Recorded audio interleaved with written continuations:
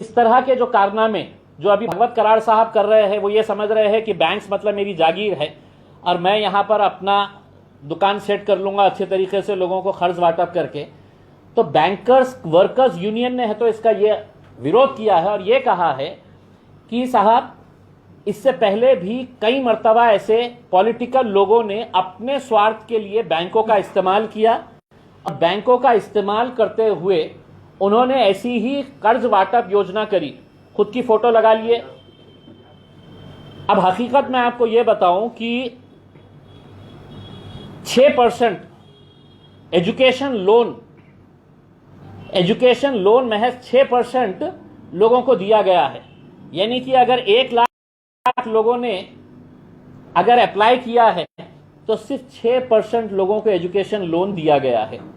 ये जो लोन बांट रहे हैं, मेरा सीधा आरोप है कि इन्होंने बैंक्स को यह समझा कि ये हमारे है तो पार्टी के शाखाएं हैं और बैंकों के मैनेजर्स को, जनरल मैनेजर्स को, एमडीज के ऊपर दबाव डाला जा रहा है कि तुमको औरंगाबाद में आके कैंप लेना है क्योंकि मेरे को आगे चुनाव के अंदर इलेक्शन लड़ना है और मैं ये लोगों को खुश करने के लिए इनको पैसे बांटना है करके। यही कराड़ साहब से हम ये पूछना चाहेंगे कि आपकी इस एरिया की रिकवरी कितनी है बताइए। तो ये जो बैंकों का इस्तेमाल करके अपना राजनीतिक स्वार्थ कर रहे हैं, हासिल कर रहे हैं, इसके पीछे दूसरी एक हकीकत बात क्या है मैं आपको ये बताता हूं। केंद्र सरकार ने ये तय किया है कि हम पूरे जितने भी सरकारी बैंक्स हैं वो प्राइवेट हाथों के अंदर देने वाले हैं करके। और उसकी हलचल है तो पिछले हमने 2 साल लोकसभा के अंदर हमने ये देखा है कि कैसी हलचल शुरू की जा रही है कि जितने भी बड़ी बड़ी बैंक्स हैं, इंक्लूडिंग है तो हमारी महाराष्ट्र की बैंक ऑफ महाराष्ट्र की बात कर रहा हूं मैं, इन सबको प्राइवेट हाथों के अंदर देना। कौन लेने वाला है? बैंक्स।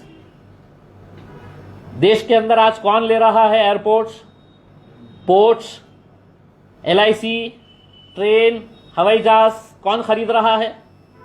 उन्हीं लोगों के हाथ में है तो ये बैंक्स देने का है। तो अब अगर बैंक्स प्राइवेट हाथ में देने का है तो साहब चलिए अपनी दुकान भी साध लेते हैं, बैंकों के अंदर जितना पैसा है वो निकाल लेते हैं, वो निकाल के हमारे जितने कार्यकर्ता हैं इनके अंदर बांट देते हैं। फिर बैंक है तो बैंकक्रप्ट हो जाएंगी, बैंक खाली हो जाएगी। तब बोलेंगे कि साहब अब रिकवरी हो नहीं रही है, सरकार बैंक चला नहीं सकती है, बैंक को इतना नुकसान हो रहा है, तो अब एक काम करें कि ये बैंक को है तो हम प्राइवेट हाथों के अंदर दे देते हैं करके।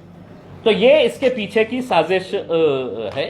और ये साजिश भले ही सरकार के अंदर बैठे मंत्री या खुद कराड़ साहब इसको नकारे, हकीकत यही है कि ये बैंकों के चेयरमैन और एमडी के ऊपर दबाव डालकर अपने कार्यकर्ताओं को, अपने करीब के लोगों को बैंक का पैसे का कर्ज वाटप का इतना बड़ा स्कीम यहाँ पे ये जो चला रहे हैं, जिसका विरोध खुद bank association, bank employees association ने कहा है और बड़े कड़े शब्दों के अंदर उन्होंने लिखित रूप के अंदर यह दिया है कि इससे पहले कौन कौन से राजनीतिक नेताओं ने ये बैंकों के अंदर इस तरह की धांधलियां करके सिर्फ अपने पॉलिटिकल स्वार्थ के लिए ये सब कर रहे हैं। मैं बैंकों के चेयरमैन और एमडी से ये बोलूंगा कि आपकी जिम्मेदारी कराड़ साहब की कुर्सी बचाना नहीं है, आपकी जिम्मेदारी यह है कि गरीबों तक जो जेन्युइन लोग हैं उनको किस तरह से कर्ज वाटप कर सकते हैं।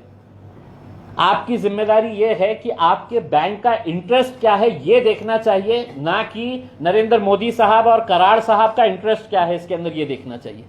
बैंक के पास जो भी जा रहा है, जो जरूरतमंद है उसकी मदद करना चाहिए और ना कि इस तरह के इनके दबाव में आकर हमने कुछ ऐसे निर्णय लेना चाहिए जो आखिर बैंक के लिए बहुत घातक साबित हो सकते हैं। आपके पास अगर वो पत्र होगा तो मैं वो पत्र भी फॉरवर्ड करता हूं जो बैंक एम्प्लॉइज एसोसिएशन ने लिखकर दिया है कि किस तरह से मतलब ये इसका दुरुपयोग किया जा रहा है करके।